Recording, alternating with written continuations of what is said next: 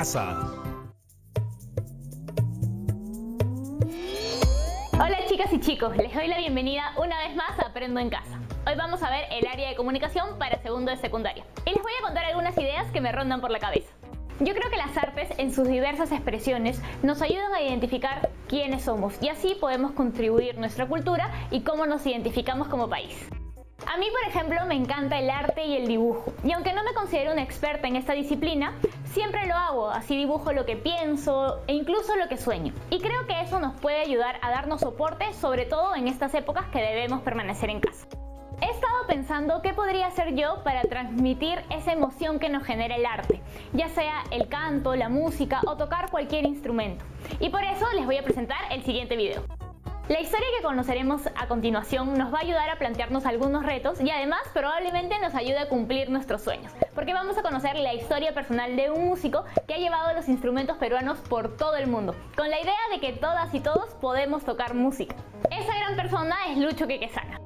No se olviden que estamos aprendiendo a través de la escucha activa, así que les voy a dejar las siguientes preguntas que pueden responder a la vez que ven el video. Pero antes, no se olviden de traer lápiz y papel. ¿Listas y listos? Muy bien, aquí van las preguntas. Primera pregunta. ¿Qué hecho permitió que Lucho Quequesana ingresara al mundo de la música? Segunda pregunta. ¿Qué características de sus compañeros de Huancayo le llamó la atención y qué contraste encontró con sus compañeros de Lima al retornar al colegio? Tercera pregunta. ¿Qué idea o reto se planteó nuestro personaje en torno a la música peruana? Cuarta pregunta. ¿Qué oportunidad tuvo Lucho que le permitió llevar a cabo su idea? Última pregunta. ¿Qué mensaje nos deja Lucho a partir de su proyecto y de la idea que lo originó? Ahora que ya tenemos las preguntas, vamos con el programa de hoy.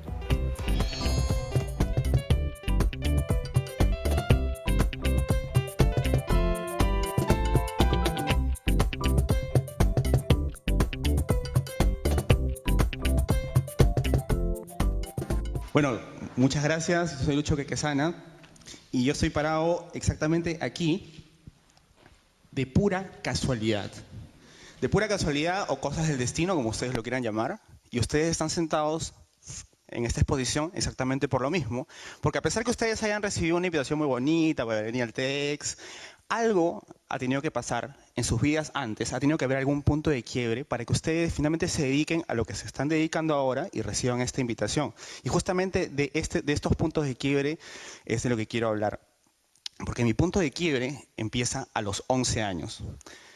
Yo soy músico, soy compositor, me dedico a la música es mi vida, es mi pasión, me muero por la música, mato por la música, así para ponerme todo romántico, pero hasta los 11 años yo no tocaba absolutamente ni un instrumento. Yo pensaba que era un negado para la música, no tocaba, pero no escuchaba ni radio, no tocaba La Puerta, no cantaba ni Happy Birthday, era un desastre.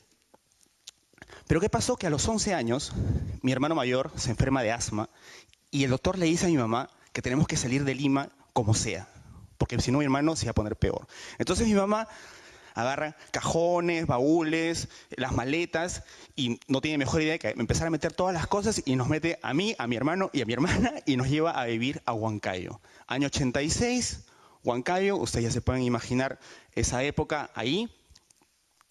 Y finalmente ahí es donde empieza mi historia y el primer punto de quiebre en mi vida. Entonces, para contarles esta historia, vamos a empezar por el origen de por qué estoy parado aquí explicándoles esta historia y quiero presentarles a los personajes que van a participar en esta historia.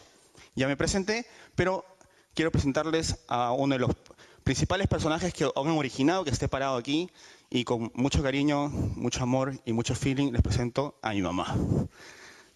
Entonces, mi mamá agarra y me saca de mi colegio, me saca de mis amigos, me saca de mi barrio y obviamente yo no quería salir de Lima, yo no quería ir a Huancayo, yo no sabía nada de Huancayo, o sea, me estaba sacando de mi mundo, de mi zona de confort. Pero cuando yo llego a Huancayo, lo que pasa es que en el colegio todos los niños, a la hora de recreo, en lugar de salir a jugar fútbol como todos mis amigos del colegio, todos los niños tocaban este instrumento que se llama zampoña, que yo lo había visto muchas veces, pero que nunca lo había tocado. Entonces, claro, yo estaba metido en mi salón, así, hecho un hongo, porque todo timidito, pues, ¿no? Recién había llegado, recién subidito. Entonces, entonces, claro, entonces yo no salía al recreo. Pero entonces todos los chibolos tocaban y me parecía alucinante. Entonces un amigo me dice, oye Lucho, ¿por qué no vienes? Yo le digo, no, olvídate, yo soy un desastre para la música. No, de verdad que no toco nada. En resumidas cuentas y en el argot criollo, para resumirlo de una manera, yo me consideraba un animal en la música. Entonces me dicen, no, pero ven, ¿por qué no vienes? Y bueno, dije, están en el recreo, vamos con los chicos, bueno, están jugando, vamos a jugar, y entonces ahí es donde este niño me da ese instrumento y me dice, es muy fácil, solo tienes que tocar aquí, aquí, aquí. Entonces yo dije, pero yo no puedo. Y me dijo, inténtalo. Entonces, en ese momento, lo que yo hago es...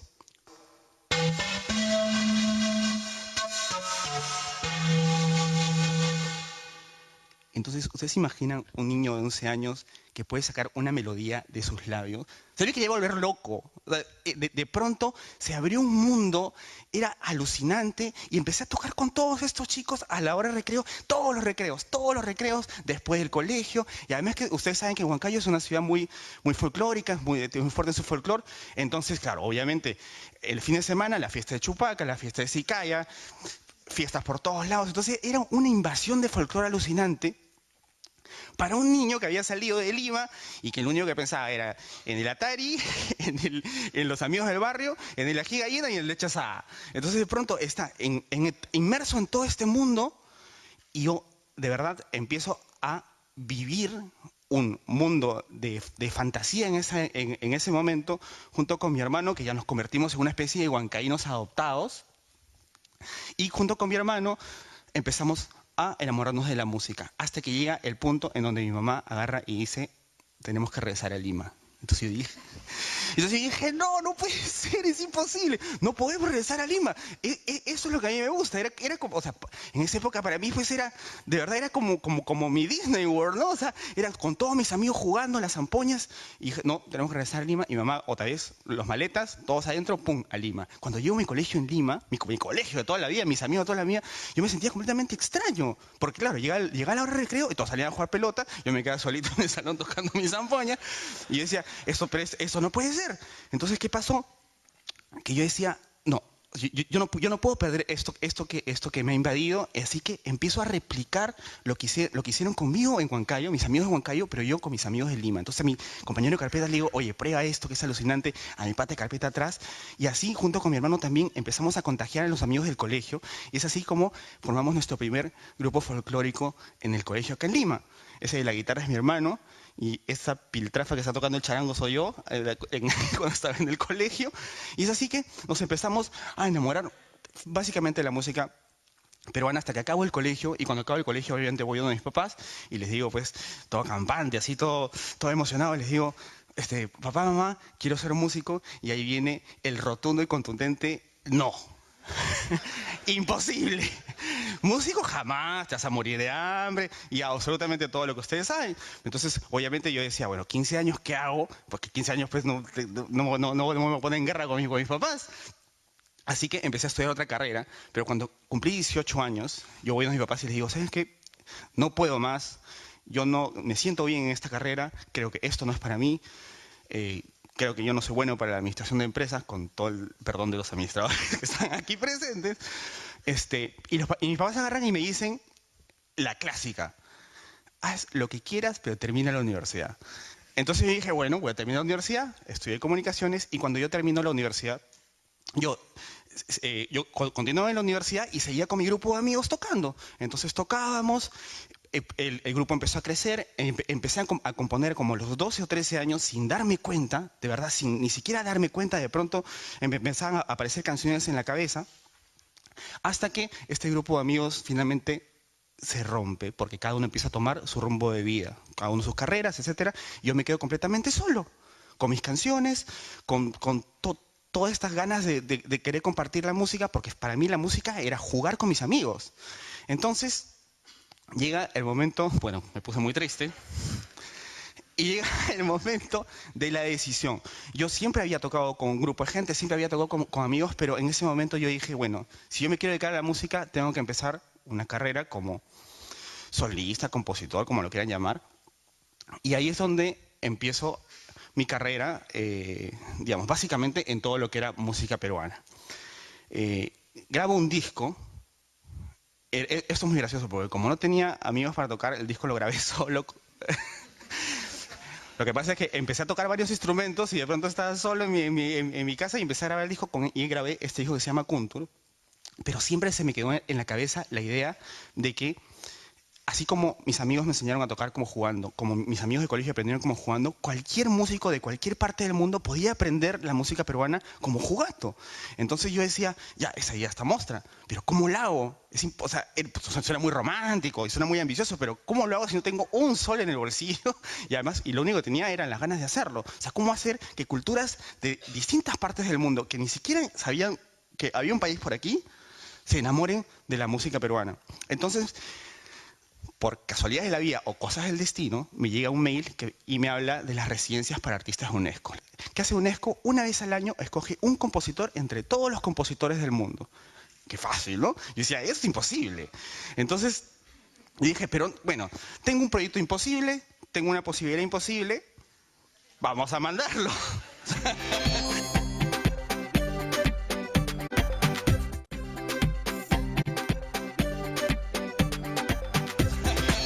O sea, ¿qué puedo perder? Entonces, elaboré el proyecto y lo mandé. Lo mandé con toda honestidad, con mucha confianza en el proyecto, pero dije, imposible.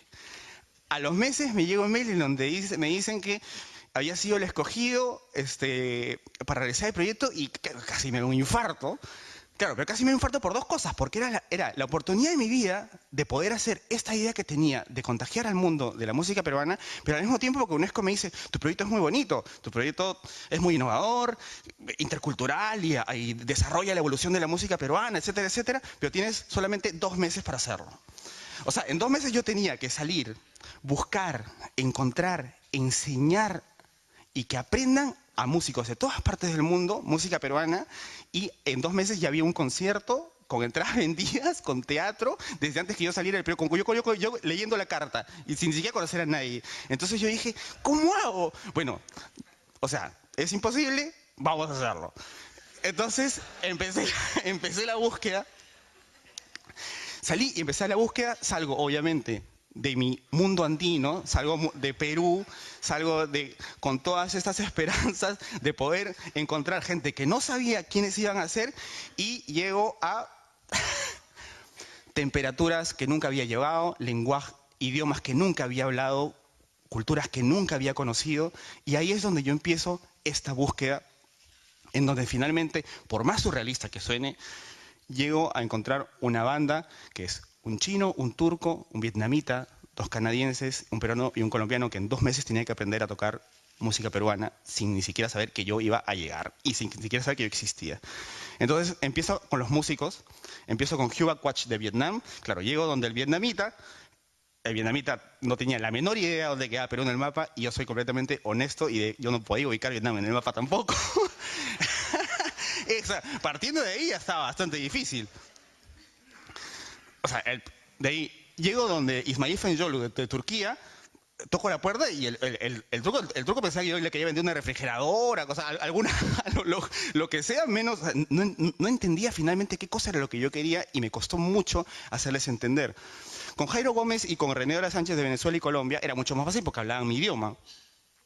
François Taillefer de Canadá y Eric Breton no conocían ni qué cosa era un festejo, qué cosa era un guayno, no conocían absolutamente nada. Pensaban que el cajón era español. Y con mi amigo Shuhan Rao, sí, eso fue una película de comedia porque su inglés era chino y mi inglés era chino para él. Y empezamos a hablar por mímica, jugábamos charada. O sea, era una cosa de locos. Pero finalmente con los instrumentos empezamos a hablar y es así como ellos empiezan con esas caras a tratar de entender qué cosa es, de qué estamos hablando, ¿no es cierto? ¿Qué cosa es un festejo, qué cosa es un landó, qué cosa es un charango? Y así es como empezamos esta aventura y finalmente llegamos al concierto en esos 2 meses y la UNESCO nos premió como el mejor proyecto en la historia de la residencia UNESCO Ashberg. Empezamos a recibir un montón de premios como proyecto intercultural y musical. Y además, algo que yo no esperaba, porque yo salía a hacer este proyecto con la intención de buscar amigos, pero empezaron a llegar un montón de giras y conciertos y compraban los shows, etcétera, y empezamos a hacer un montón de conciertos hasta que yo digo, bueno, no, tengo que traerlos a Perú y hicimos un concierto en la Plaza de Armas de Lima, absolutamente gratis, para que la gente pueda conocer qué os había pasado. Pero yo pensaba que hasta ese punto todavía faltaba algo. O sea, todavía faltaba esa esencia que hace que tú despiertes una habilidad, pero en completo. No solamente que la conozcas, porque yo a ellos nunca les di partituras. Si yo les daba partituras, yo iba a tener robots. Yo empecé a trabajar con ellos actividades primarias, a bailar, a moverse, etc. Pero lo que yo sentía era que ellos tenían que conocer el origen de todo y es así que me los llevo a Huancayo a 3.500. Imagínense al chino y al turco y al vietnamita 3.500. Se querían morir. Pero llego a Huancayo y lo que hago es, me los llevo para cerrar el círculo a un colegio que estaba muy cerca del colegio donde yo aprendí a tocar. Y empezamos a jugar con los niños. Y yo decía, ¿sabes dónde queda Turquía? No. Entonces salía el turco y les cantaba una canción en turco. ¿Dónde queda Vietnam? Salía el vietnamita, etc. Y es así como empezamos una interacción con los niños. Y era bien loco porque era niños de Huancayo jugando con niños de todas partes del mundo, con edades obviamente un poco mayores. Pero finalmente todos éramos niños jugando y compartiendo. Y al final los niños nos regalaron una canción en quechua donde todos entramos en un llanto criminal, simplemente de la emoción. Y es así como el proyecto Sonidos Vivos se cierra, pero se cierra solamente para avanzar, porque y creo que es la razón por la que estoy aquí, es un comienzo de un gran proyecto peruano que está yendo al mundo y está contagiando al mundo y además que está haciendo la prueba de que cualquiera puede aprender un instrumento, de que cualquiera puede aprender a bailar o cualquiera puede empezar a sentir cosas para empezar a desarrollar actividades o para empezar a desarrollar habilidades que nunca han tenido. Yo estoy seguro que saliendo del TED van a buscar algún instrumento porque si un vietnamita puede tocar charango, ya pues no. Entonces nada, quería contarles esta historia y además quería presentarles ahora a mis nuevos amigos de colegio y a mis nuevos hermanos con los cuales estamos compartiendo la música peruana y estamos tratando de llevar la música peruana, pero finalmente estamos jugando entre nosotros mismos porque todos somos seres humanos, no importa de dónde hayamos salido.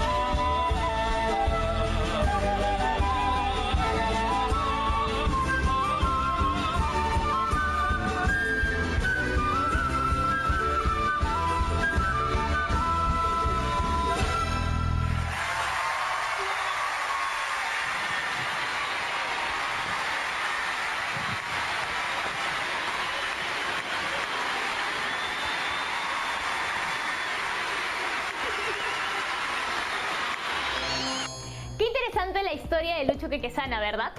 Ya pudimos conocer que gracias a sus amigas y amigos de Huancayo, él llegó a la música, porque ellos tocaban en el recreo, y así pudo tocar zampoña por primera vez. Y se le ocurrió la idea de llevar la música peruana a todo el mundo y enseñarla como jugando.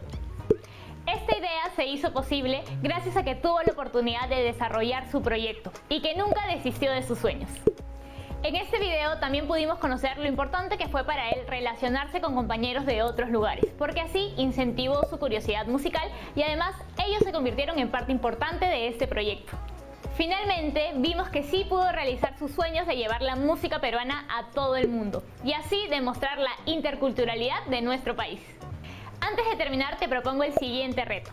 Escribe una carta que puede estar dirigida a ti mismo o a algún miembro de tu familia que te gustaría que la lea, donde pongas cuál es tu mayor sueño y qué podrías hacer para lograrlo. Recuerda que este sueño puede estar relacionado a las artes, a las ciencias, a tu desarrollo personal, a lo que tú quieras. Todo vale. Cuando termines este reto, guarda la carta en tu portafolio. Así tendrás siempre presente tu sueño. Y si se te olvida, podrás regresar a la carta y buscar el impulso que necesitas. Nos vemos en el próximo programa. ¡Chao!